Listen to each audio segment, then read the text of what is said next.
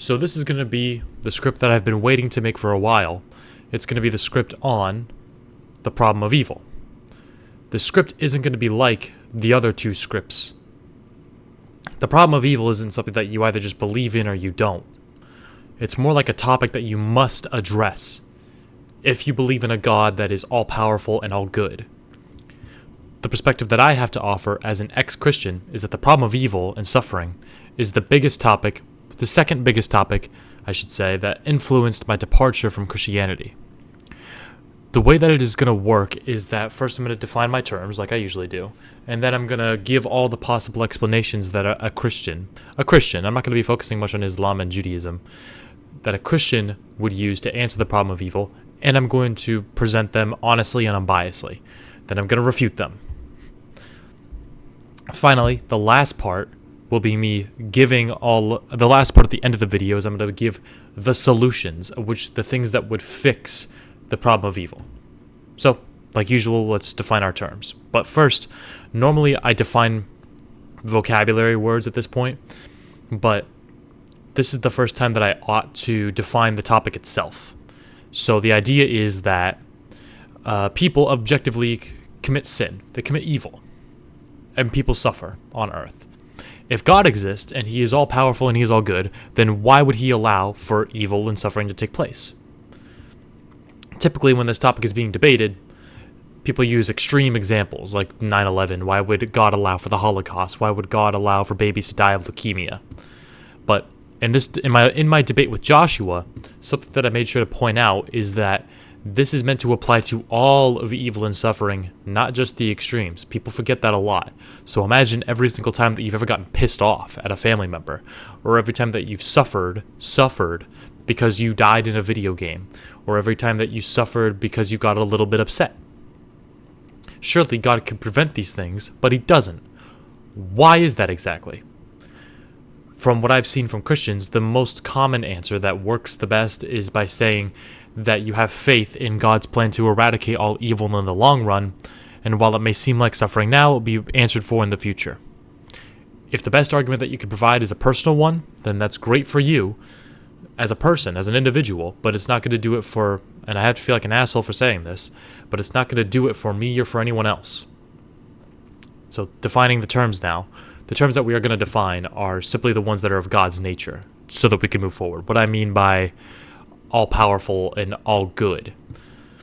The first being all-powerful. I'm not going to be using the omni words, omnibenevolent, omnipotent, because if I go around saying omni this, omni that, I'm going to get confused. You're probably going to get confused, and it'd be a pain in the ass. So when I say that God is all-powerful, what I mean is that he can do all things which are possible. God can take human form, and he can do a standing triple backflip. He can take the form of a pterodactyl and fly to the moon, but he can't create a stone that he can't lift. He can't make 2 + 2 = 5, because it is impossible to do those things. It is against the nature of God to sin. It is against the nature of God to lift a stone, to not be able to lift something. It is against the laws of mathematics for 2 + 2 = 5. Second thing, all good. That would be, I use the definition of good to be no deprivation of evil. The important part is to have the no deprivation of evil presupposing that an objective moral law exists. I'm not arguing whether or not there is an objective moral law or not. I've already done that. What I'm saying is, if God were to say, follow the 10 Commandments as an objective moral standard, that means it would be impossible for him to lie, murder, or steal. I say this because when people say all good from a subjective standpoint just means as good as the individual thinks that they are. And all good from an objective standpoint means as good as possible. It is impossible to be bad. The next few things are slightly less relevant to the discussion, but I'm going to be using them nonetheless. It's to say that God is all-knowing and all-just. It means that God knows all things. That's pretty straightforward. And the other one is when we say all-just, because I get into this later, is that to always give the proper sentence based on a pre-established law. So that would be following the law perfectly, in other words.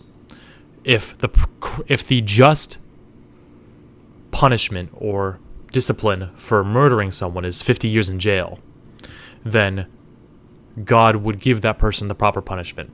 50 years. Not 51, not 49. That's what it would entail to be all just. I'll get to this later. And the final word is sin. I use this word quite a lot, so I felt the need to define it. It would be anything that separates you from God. In other words, it would be like breaking God's moral law. So, this is relevant with what we're working with because the rest of the video is going to be addressing all the possible solutions, like I said, part 2, all the possible solutions that Christians would give while debating the problem of evil. And at the very end, I'm going to give the solutions to the problem of evil. The first possible solution that gets presented to me is that evil is not God's fault. It's not God's fault that evil exists, it's man's fault. The best objection that a person can give to refute would be to say that God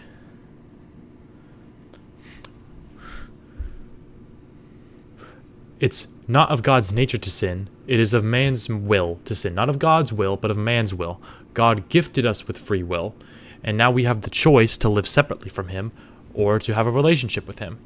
Free will is a requirement in the Christian worldview for this reason, because if our life was determined by God, then he would be much more responsible for man's actions, but because he determined them to be so. The reason that this argument works better than any other argument, is because it's actually true. It is man's will to sin, not God's. It's not God's responsibility for our actions. It's impossible for God to sin, and he did give us the free will to choose. That would mean that this would be correct under Christian theology.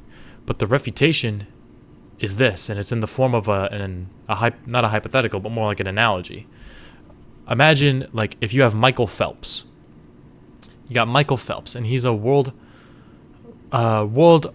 Olympics, world record 300 billion time Olympic gold medalist swimmer. And Michael Phelps is working as a lifeguard. He's responsible for taking care of all of the lives at a beach. And he saves hundreds of people all the time. And he sees a little girl who's swimming into the deep end of the beach, into the ocean. And she starts to drown. And Michael Phelps decides, he chooses not to save the little girl, even though he's fully capable of doing so. Michael Phelps decides not to jump into the water to save her. Is he evil for this action? That's the question that I want to throw up to a person. Would Michael Phelps be evil under this scenario? I'm sure that if you're being honest, you would say, fuck yes. Of course. Michael Phelps he's committing a sin. He's committing evil for being fully capable of preventing the little girl from dying and drowning. But he chooses not to save her. Because this is exactly what God is doing by not choosing to save us from our sin. I'm going to take the analogy a little bit further with Michael Phelps. Say Michael Phelps saw the little girl, knew the path that she was going on was dangerous, and that it would kill her. He knew that she wasn't strong enough to handle the water, the deep water, on her own. He watched her swim, he watched her struggle, and he watched her drown. God knows that when each person sins, the path is apparently going to lead us to drown to death. God knows when a person sins, and yet he does nothing. Don't get me wrong, it was fully the responsibility, it was fully the will of the little girl to swim out to a dangerous place to begin with, but it was of Michael Phelps' will to not do anything about it, just like how God allows for it to happen. Now, I'm not sure what your definition is of all good, but I presented mine in the beginning.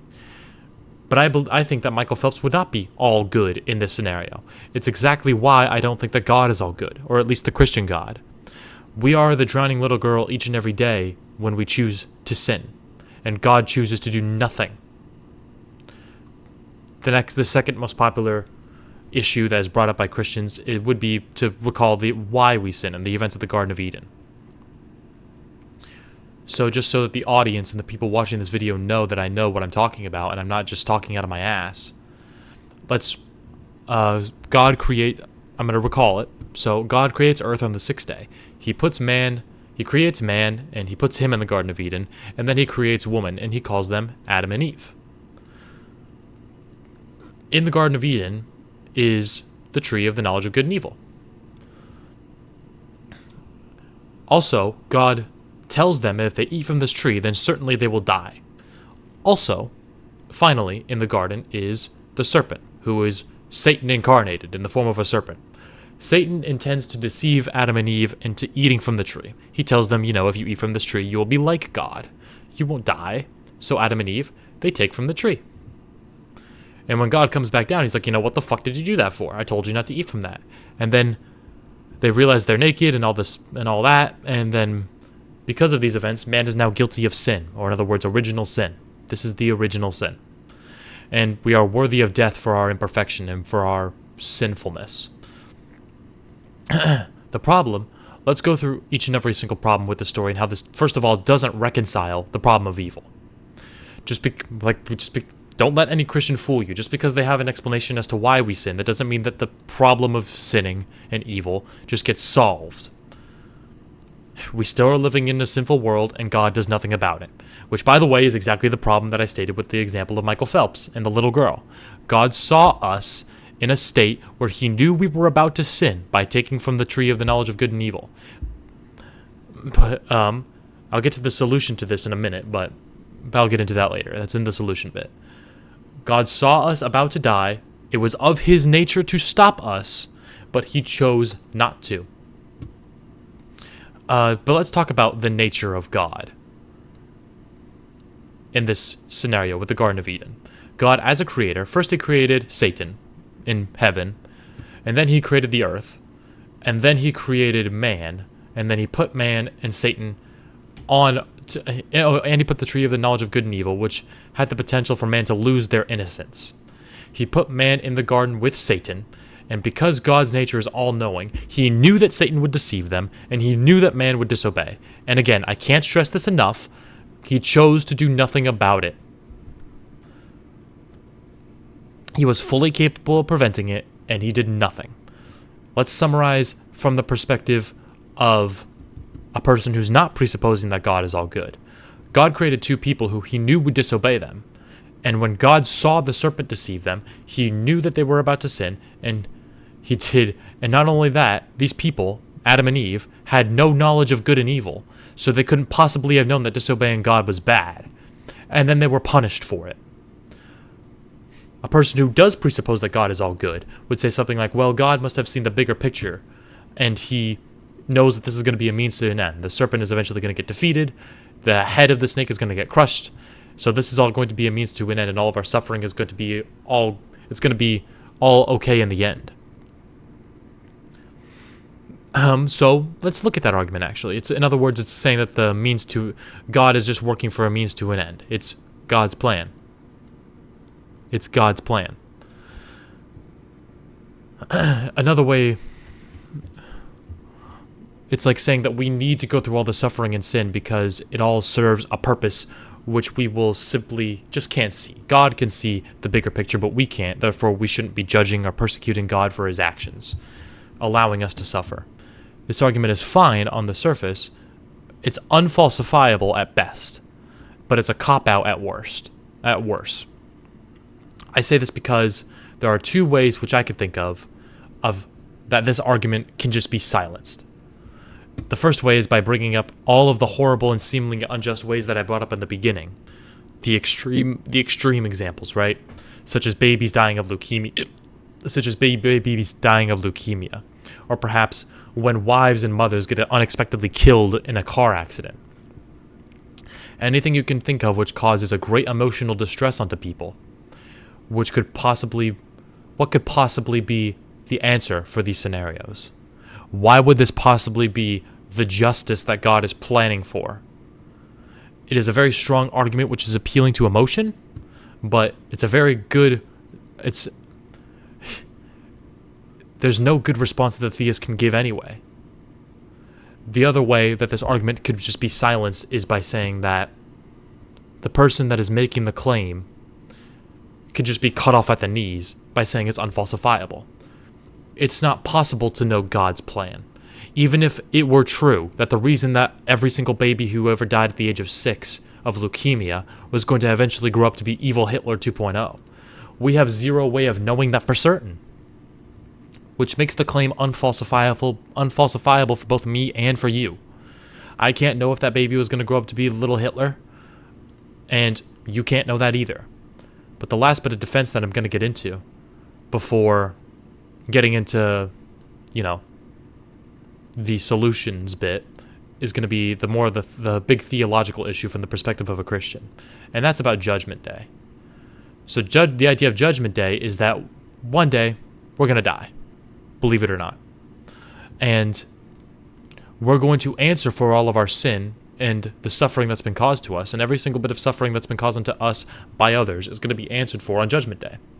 When you die as a Christian, your soul is taken to a different realm where you face this judgment, and you either are sent to heaven or hell, where you're going to be judged by God. The first thing is, this still doesn't solve anything. Don't get this mistaken. Sin and suffering still exist, in which people all go through it in one way or another. Although let's presuppose that this is the proper justice that we're receiving for our sin, that we do receive this, which I don't believe it is, but we'll get to that in a second. But sin and suffering doesn't immediately get taken away from earth because of the existence of Judgment Day. Everything that I've said up to this point still applies. It is still of man's will to sin and God's will to do nothing about it.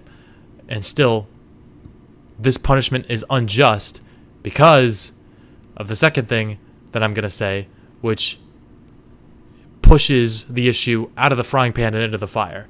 Even if this were to be removing the evil and sin by giving us a proper punishment, it still makes God unjust. Why? Is it because we're dealing with heaven or hell? Because when we're dealing with heaven and hell as a punishment, that's a punishment for eternity. Eternity is an infinite amount of time. God is saying that an infinite punishment is given to us for a finite crime. Say that again. Everyone can see this down here. An infinite punishment is given to us for a finite crime. Meaning, all of our crime has a number attached to it. As long as you attach a number, say if I've killed 100 people, or if I've killed 1,000 people, or if I've sinned 10 million times, then it cannot possibly be endured justly for an infinite amount of time. It doesn't matter if I've killed 1 billion people. Infinite punishment is not going to be just. You cannot give someone, I'll say it for the last time because I'm a broken record at this point. It is unjust to give an infinite punishment for a finite crime. We live to be a certain number of years old, not an infinite amount of years. We didn't commit an infinite amount of sin. It was a number of sins. And the final issue regarding Judgment Day, however, that a Christian might need to bring up is regarding Jesus. The argument talking about Jesus is that Jesus paid the price for our sins on the cross. Jesus, as God in human form, came down into the death. Here's the proper, unbiased. This is the way that Christians look at Jesus. Jesus is God in human form and came down and died on a cross. It means that those who believe in him will make it into heaven. All of our sin gets negated and applied onto Jesus, and that means Jesus was a sinless man. So therefore, we are also sinless. Therefore, we are worth making it into heaven. And I'm going to say it with my whole chest. This narrative, this idea is nonsense. It's fucking nonsense. If I am guilty of a crime, here I am, there's me. I'm guilty of a crime, which is worthy of death. And let's say that the jury says that I'm guilty. The judge passes the sentence onto me. He says the death sentence should be given to me. And then he stands up and he says that he's going to pass the death sentence onto an innocent guy in the back of the room. This is perhaps mercy, kind of, for me, because I'm not paying the proper punishment for my crimes. He's saying, I'm going to punish someone else because of your crimes. Isn't just. And it's exactly what Christians say that God has done. If we're going to say that all just is to always give the proper punishment for a pre-established law, then you should not be given the sins of others. You should not be dealing with the sins of others. And I want to stop myself from getting too much into this topic because I'm going to be making a script later all about Jesus. All I have to say in terms of the problem of evil is that, once again, it's out of the frying pan into the fire. Maybe evil is solved, maybe, but God is now unjust for the reasons I just explained. The final argument this is the last one, and it's a quick one. It's easy to refute. Is whenever someone says that if we don't suffer, then we're essentially like God. If we don't sin, then we're like gods, essentially. We're equal to him because we're omnibenevolent, right? No, that's fucking stupid. It's fucking stupid to say that if we don't suffer or sin, then we are just like God. It's the fallacy of composition. Which means that saying that everything that isn't guilty of sin must be divine. That's not true. It's like saying that every single person that is born in America must be fat. That's just not how it works. A human being who doesn't sin doesn't mean that he's omnibenevolent.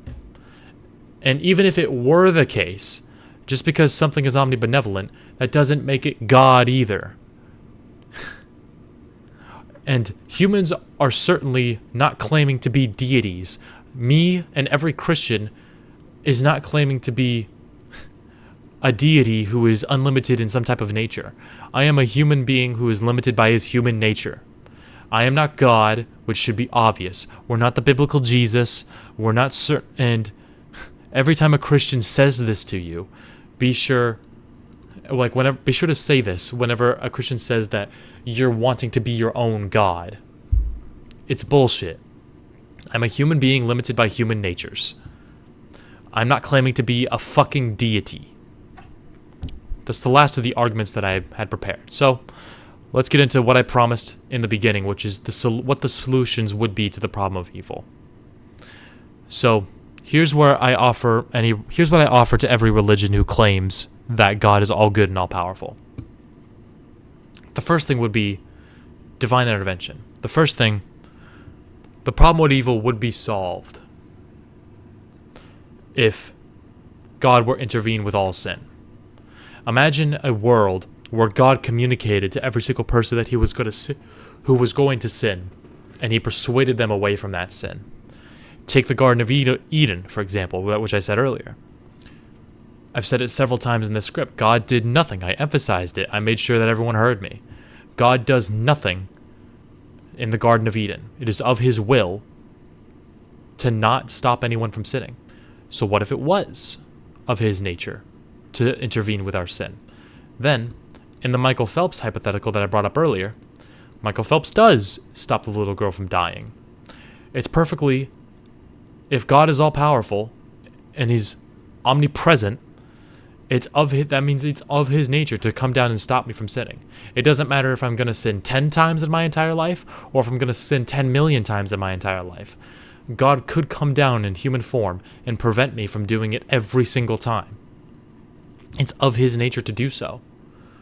The first thing that a theist might point out whenever I bring this up would be to say that, Bubba, this would negate us of our free will. God is making us or forcing us to choose not to sin.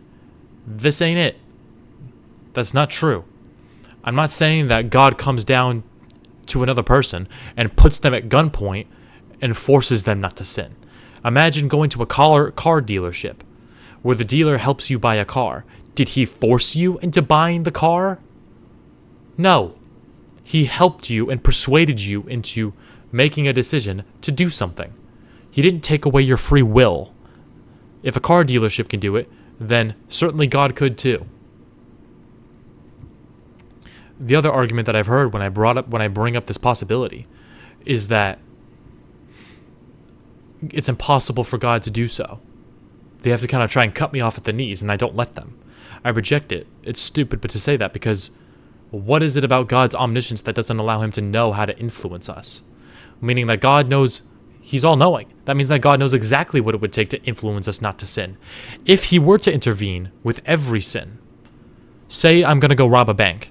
I intend on doing so. I go to do it. I leave my house. And then God intervenes, comes down in human form and stops me. To say that he can't do anything to stop me would be both limiting his omnipotence and his omniscience. Of course, God knows what it would take to persuade me out of robbing the bank. So that means that it would be perfectly possible for God to maintain his omnipotence and his omniscience and his omnibenevolence, and our free will could still be intact if God were to intervene. But he doesn't. So he's not. which is the second thing, and far more simple. It's the far more reasonable solution to the problem of evil, and it's just to say that God is either not. It's just to admit that God is either not all good or he's not all powerful. If he wasn't one of these things, if he was like very powerful or he was just very good, the most good even, he doesn't have to be all good, just the most good, then my entire script, this entire video would become void. But the followers of Christianity and Islam and also Judaism want to have it both ways. They want to have their deity that they worship to be on this giant pedestal where he's greater than all other deities that have ever existed. If you were to just say that God is as powerful as he possibly can be, or he is all good as he possibly can be, he's very powerful or very good, then my second biggest reason for leaving Christianity would become moot. I might still even be a Christian today. But since that's not the case, he has to be both of these things, then I'm not a Christian. But anyway, I digress. And that's all I have prepared. So this has been a good one. So bye.